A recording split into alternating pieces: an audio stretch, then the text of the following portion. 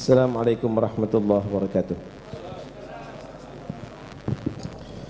Bismillah, alhamdulillah, wassalatu wassalamu ala rasulillah Sayyidina Maulana Muhammad bin Abdullah wa ala alihi wa sahbihi wa man wala wa la hawla wa la quwwata illa billah.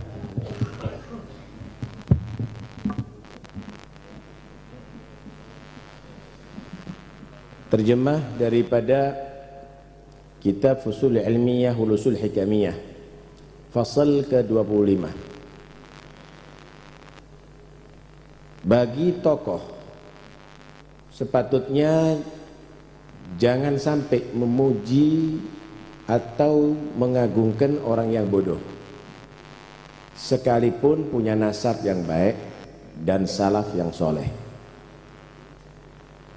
Karena mengagung-agungkan dan memuji orang yang bodoh pada zahirnya akan membuat fitnah kepada orang yang dipuji, orang bodoh tadi itu.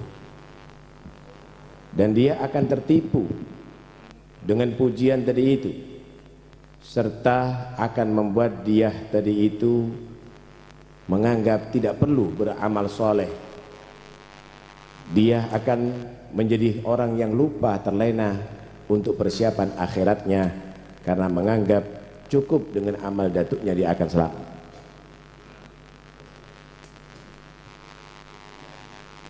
Kalau sudah begitu, berarti orang yang memuji-muji dan mengagungkan yang demikian ini bukan pada tempatnya, menjadi sabab anak turunan orang yang soleh tadi itu menjadi celaka gara-gara dia. Dan yang demikian ini bukan jadi muhibbin, tapi dia akan mendapatkan sakhat, ghadab daripada Allah Subhanahu wa ta'ala. Saudara, orang kadang-kadang tertipu dengan pujian, padahal pujian itu bisa menjadi racun. Karena itu jangan mencari pujian atau kehormatan, tapi jadilah kamu orang yang soleh, seperti datuk-datuk kamu menjadi orang yang soleh.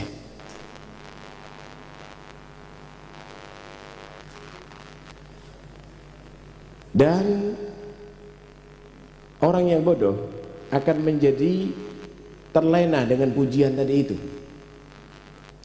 sehingga dia menganggap amal datuknya adalah akan menanggung keselamatannya di akhirat. Emangnya kalau bapaknya makan, anaknya ikut kenyang?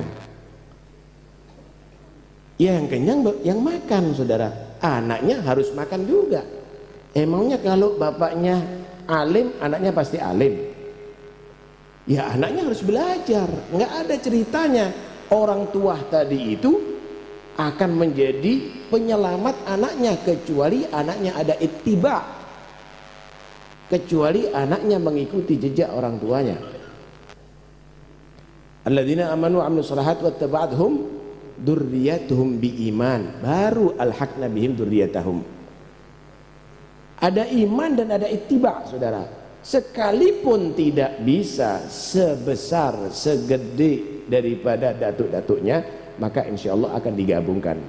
Tapi kalau enggak ngikuti sama sekali, la ilim wala wirid wala dzikir wala ibadah, apanya mau diandalkan?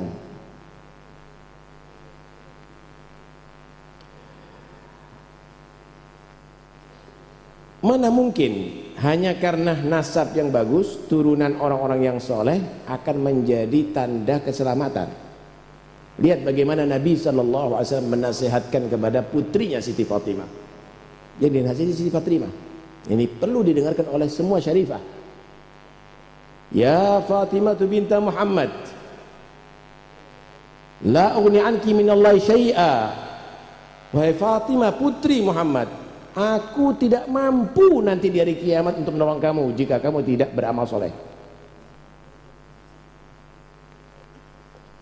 Sebelumnya Nabi SAW memanggil ya Bani Abdi Manaf secara umum, keluarganya satu persatu. Beramallah kamu sekalian. Aku nggak bisa menolong lo ya kalau kamu tidak beramal. Ya, kalau sudah kita beramal, Nabi akan bisa menolong untuk lebih kita diangkat derajatnya, bahkan kumpul bersama Rasulullah.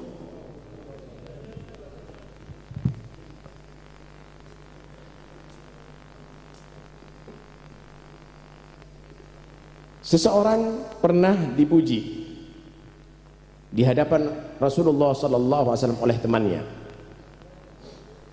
Maka Nabi sallallahu alaihi wasallam mengingatkan kepada si pemuji, "Wailak, gata'ta unuga akhik law sami'aha ma aflah." Celaka kamu. Kamu sudah menyembelih saudara kamu, memotong leher saudara kamu. Kalau dia mau mendengarkan pujian kamu ini, dia nggak menjadi beruntung, dia akan menjadi tertipu dan merasa hebat dengan cukup pujian. Saudara, kalau memuji tapi kita tidak ada sifat itu, kemudian kita bangga, itu sama dengan penghinaan. Sama ada orang yang memuji kepada kita, Masya Allah, kentut kamu wangi. Itu adalah satu hal yang lucu. Kita dikatakan al-imam, kita dikatakan al-allamah, kita katakan itu, padahal kita nggak punya itu semuanya. Kita bangga. Yuhibbuna ayyuhmadu bima lam yaf'alu. Senang dipuji padahal nggak pernah melakukan itu semuanya. Itu adalah satu kebodohan ya ikhwani.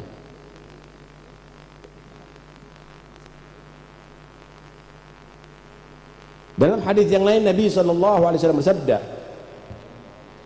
la an yamshiya ahadukum ila akhihi bisikin murhaf khairun min an yuthniya alaihi fi wajhi. Seandainya seseorang berangkat kepada saudaranya dengan membawa pedang atau pisau yang terhunus untuk membunuh saudaranya, itu masih lebih baik, masih tidak kalah bahayanya daripada orang yang memuji di hadapan dia. Ya, kalau sikin itu akan mengganggu badan, tapi kalau pujian akan bisa mengganggu agama dan hati, saudara. Karena itu Nabi SAW mengajarkan kita untuk berhati-hati dengan pemuji-pemuji. Unthurut turab ila wujuhil maddahin. Kalau ketemu orang yang muji, jangan ente anggap orang yang khair itu. Ambil tanah, siram ke muka dia. Artinya mengajarkan jangan percaya dengan pujian orang. Kamu lebih tahu siapa diri kamu. Bagi orang yang bodoh, pujian itu adalah berbahaya, racun. Tapi bagi orang yang soleh, saudara, pujian itu bahkan bisa membangkitkan semangat. Karena itu Nabi menyatakan, idza mudihal mu'min robal imanu fi qalbih. Orang mukmin itu kalau dipuji semakin berkembang dan kuat itu iman ada di hati. Mukmin, saudara, mukmin al-kamil. Saudara, banyak Nabi SAW memuji para sahabatnya. Tapi apakah sahabat tadi itu walaupun dipuji Nabi, bahkan dikasih bisyarah min ahlil jannah, apakah dia cukup dengan pujian itu kemudian dia akan berhura-hura hidup di dunia, lupa kepada Allah? La, mereka banyak semakin ibadah, itulah mukmin. Imam Abu Hanifah radhiyallahu anhu pernah berjalan, ada seseorang memuji, hadza Abu Hanifah alladhi wirduhu kulla lailatin 500 rak'ah.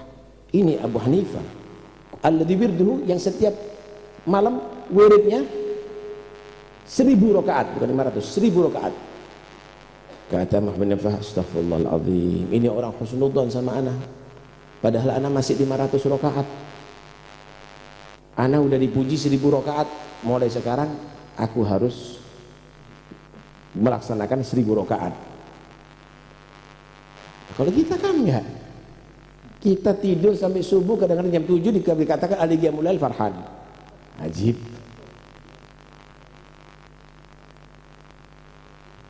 Karena itu bagi ahlul basair, mereka semuanya adalah kalau dipuji tidak sedikit pun dia akan menurun amalnya, tapi semakin meningkat.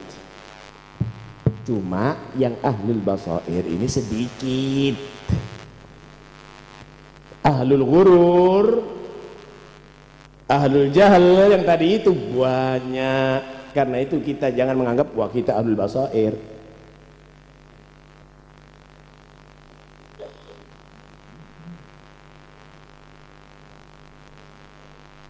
Sebagian orang mereka selalu menyatakan si fulan ahli bait.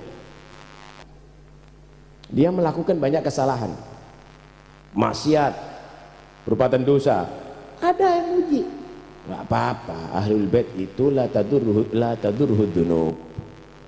Ahlul bait itu dosa itu nggak bahaya. Datuknya Nabi Muhammad akan berikan syafaat.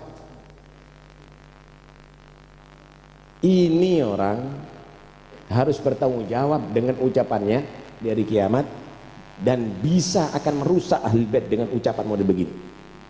Jangan percaya saudara, ijma' sepakat ulama bahwa ahlul bait kalau melakukan dosa 2 kali lipat dosanya, kalau melakukan pahala 2 kali lipat pahalanya, kalau melakukan kebaikan 2 kali lipat pahalanya.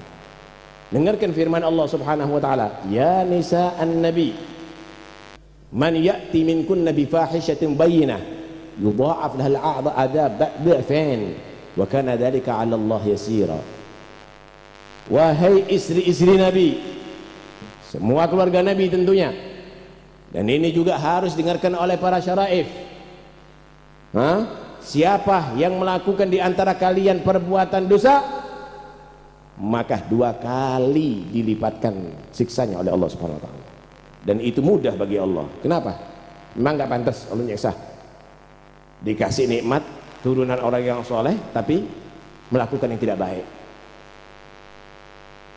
Antum semuanya, kita semuanya bangga dengan titel datuk kita ya ikhwani. Ada yang As-Segar, ada yang Idrus, ada yang Al-Attas, ada Syekh Bakar bin Salim, ada Al-Haddad, ada itu dibawa kemana-mana, kita banggakan. Tapi antum masuk ke diskotik dengan itu nasab, antum minum khamr dengan itu nasab ya. Ini tidak benar ini. Mau dipuji-puji apa lagi kalau demikian? 2 kali siksanya nanti di hari kiamat. Sebaliknya kalau kita orang soleh, waman yaqtut minkunna lillahi wa li rasulihi wa ta'mal salihan nu'tiha ajraha marratain wa a'tadna laha rizqan karima. Siapa yang beribadah dan beramal soleh di antara kalian, pahalanya 2 kali lipat, pahalanya 2 kali lipat. Belum lagi nanti di hari kiamat akan diberi pemberian yang sangat mulia, yaitu surga Allah Subhanahu wa ta'ala. Karena itu siapa orang yang dia tadi itu meyakini atau menyangka bahwa perbuatan taat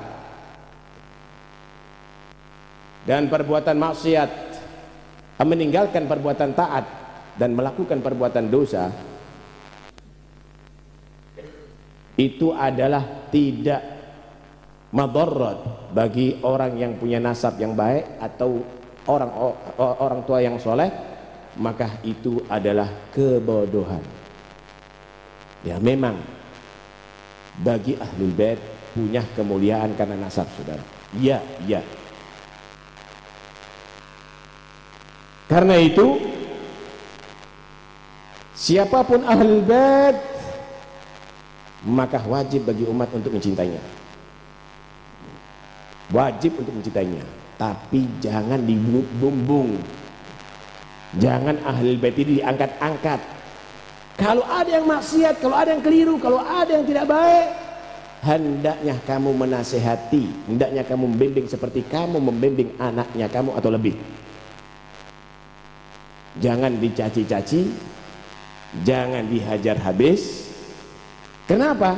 Karena memang Allah merintahkan untuk dicintai ahlul bait. Kulla as'altum alaihi ajran illal mawaddata fil qurba.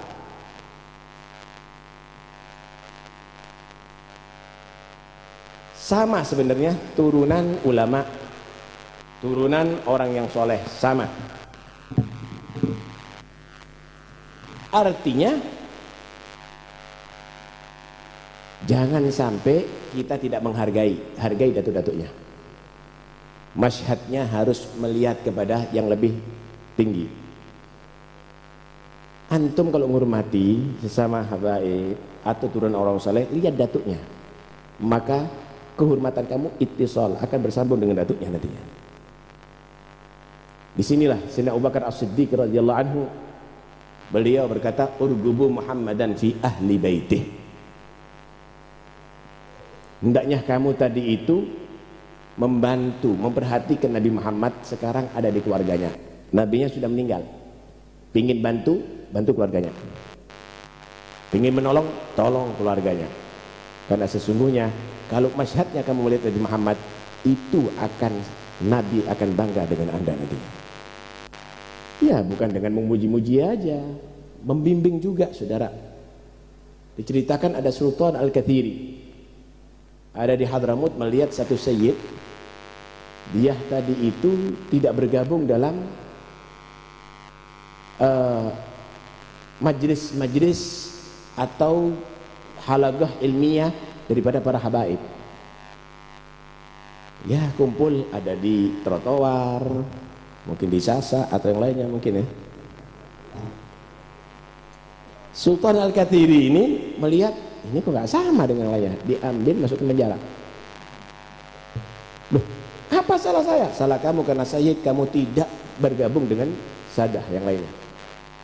Loh, itu hak saya untuk mengatur daerah saya sultan di sini. Akhirnya diadakan kesepakatan, akan saya bebaskan tapi harus hadir sholat berjamaah, kemudian hadir majlis itu dan ini, tercatat itu semuanya, dikontrol terus sama si Sultan Al-Kathiri. Akhirnya sampai jadi alim besar ini. Setiap dia mengajar, sebelum dia Fatihah sama datuk-datuknya, Fatihah sama Sultan Al-Kathiri ini. Ditanya, kenapa nggak datuknya ente? Kalau anak nggak kenal sama datukku kalau bukan karena jasanya Sultan Al-Kathiri. Hakata muhibbin. Ini muhibb ini, bukan hanya ngumbar-ngumbar pujian, saudara. Kalau memang ada sayyid turunan orang yang saleh, dia tadi itu ternyata masya Allah seperti datuknya, ya ilmunya, ya amalnya, ya akhlaknya, ya istiqamahnya, maka pantas untuk dihormati, cintai, hormati, pegang teguh, karena berarti dia telah melestarikan kemuliaan daripada datuk-datuknya. Tahukah anda siapa datuk mereka? Muhammad Rasulullah. Datuk mereka Imam Ali bin Abi Thalib, Imam al-Masyariq wal Magharib, Babu Madinatil Ilm. Datuk mereka Siti Fatimah Az-Zahra, Sayyidatun Nisa'il Alamin, pemimpin wanita seluruh alam. Datuk mereka Al-Hasan wal Husain, Sayyidah Syabab Ahli Jannah, pemimpin para pemuda ada di surga. Satu saat Nabi berjalan dengan Sayyidina Hasan, Sayyidina Husain. Kemudian sahabat memperhatikan, ya Rasulullah, anda cinta sama Hasan Husain? Kata Nabi SAW, man ahabba hadain, man ahabbani wa ahabba hadaini wa ahabba abawaihima kana fi jannati yaumal qiyamah. Siapa yang cinta aku, cinta kepada dua anak ini dan kedua orang tuanya Sayyidina Ali dan Fatimah, ada bersama di surgaku nanti dari kiamat. Allahu akbar. Ini datuk-datuk mereka. Sayyidina Ali Zainal Abidin, belum lagi Sayyidul Syuhada Hamzah, Abbas, Abdullah bin Abbas, Habrul Ummah, Sayyidina Al-Ja'far At-Tayyar, orang-orang hebat pilihan Allah. Sayyidina Ali Zainal Abidin, Sayyidina Muhammad Al-Baqir. Satu saat Jabir bin Abdullah radhiyallahu anhu, dia melihat Rasulullah sallallahu alaihi wasallam waktu itu bermain dengan Sayyidina Husain. Kemudian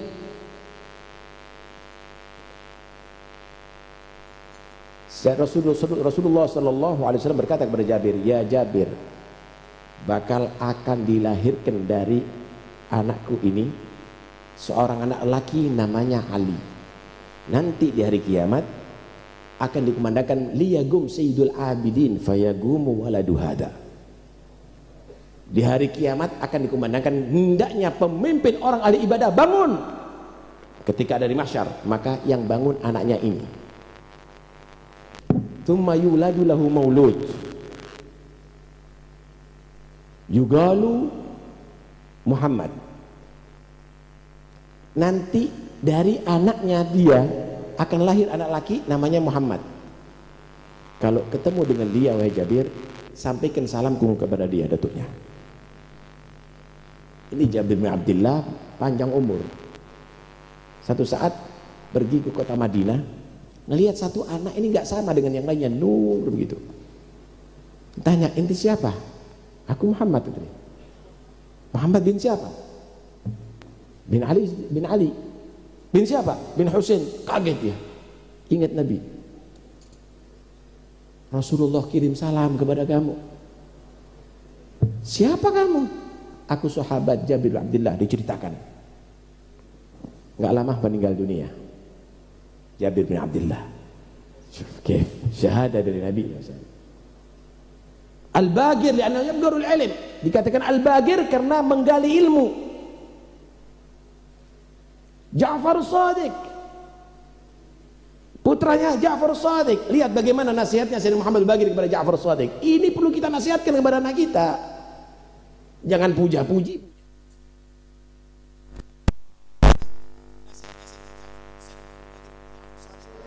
Ya bunayya, al-ilmu jamil wa bika ajmal, wal jahlu qabih wa bika akbah. Wahai putraku Ja'far, ilmu itu adalah indah. Kalau ilmu itu di aku dan kamu akan lebih indah. Bodoh itu adalah jelek, tapi kalau ada di aku dan kamu lebih jelek. Nggak pantas Sayyid nggak ngerti apa-apa, nggak ngerti agama. Karena itu jangan sekali-kali menganggap cukup dengan nasab, meninggalkan takwa kamu tetap akan mulia.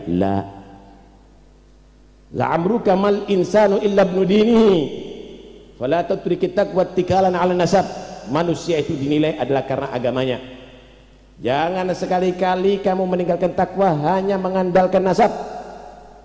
Bogat rafa'al islamu Salman Farisin, bogat wa'at asyirku zul hasiba Aba Lahab. Lihat bagaimana Salman Faris, seorang ajami, diangkat derajatnya Allah karena Islam.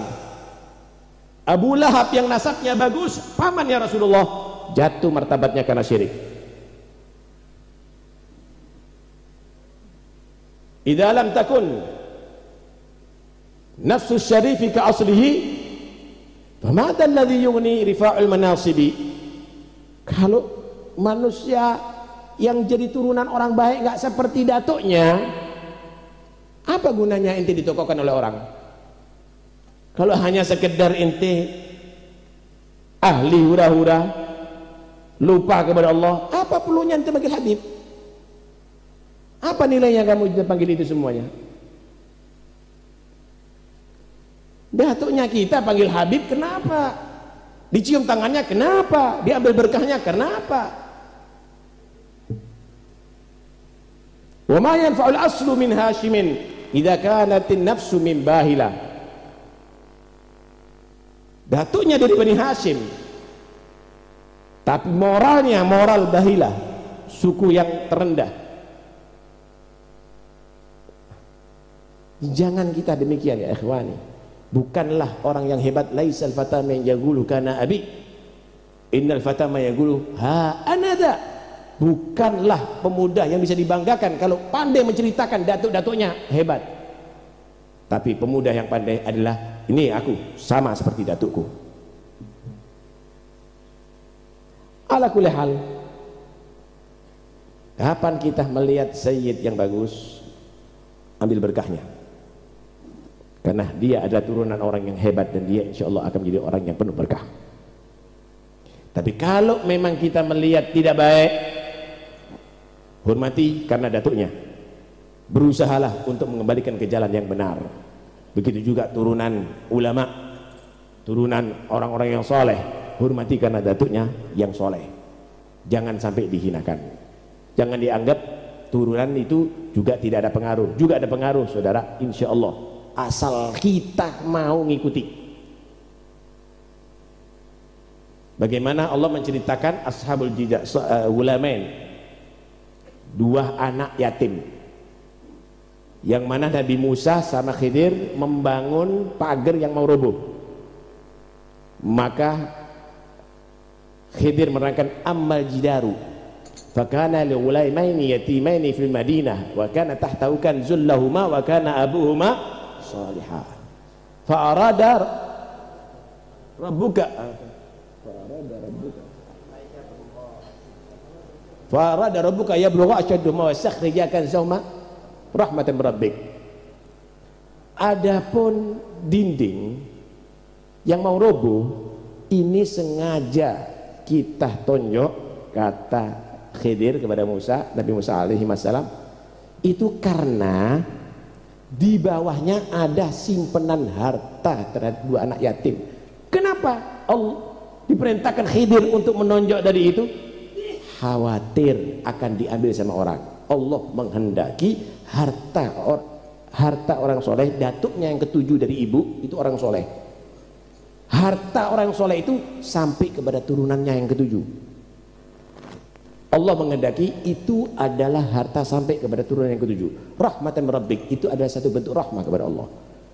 Kalau itu dunianya orang yang soleh aja dijaga oleh Allah sampai anak turunannya bisa menikmati karena kesolehan orang tuanya, apalagi sir dan wilayah ya ikhwani, apalagi wilayah kewalian dan rahasia yang Allah berikan kepada datu antum. Tinggal antum muta'ahhilun lidalik amla, tinggal melihat antum pantas nggak mendapat wilayah itu. Ya istaidu, ente harus mempersiapkan ya ikhwani. Nggak mungkin akan lari ke yang lainnya kalau antum menjadi orang muta'ahhil. Ini yang baca rotib orang lain, turunan orang baca rotib kan gafleh,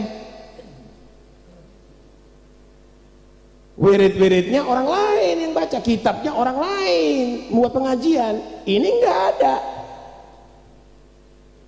Ya repot kalau sudah begini ya ikhwani, nggak akan bangga datuk-datuk kita. Karena itu ayo kita kembali lagi ke Thariqatul Aba. Jangan kita menodai datuk-datuk kita, khususnya para syaraif. Ada acara pengantin joget-joget ya ikhwani, disoteng lagi, di-share lagi, wajib kita boikot. Wajib kita boikot.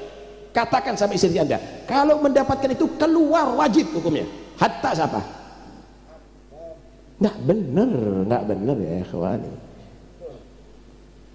Ini terang-terangan begini, ini menyakiti hati Rasulullah, menyakiti salafnya kita. Nggak boleh kita kompromi, nggak boleh kita kompromi. Jangan anggap lucu ini bukan rahasia ini bukan hiburan, ini menyakiti hati Nabi.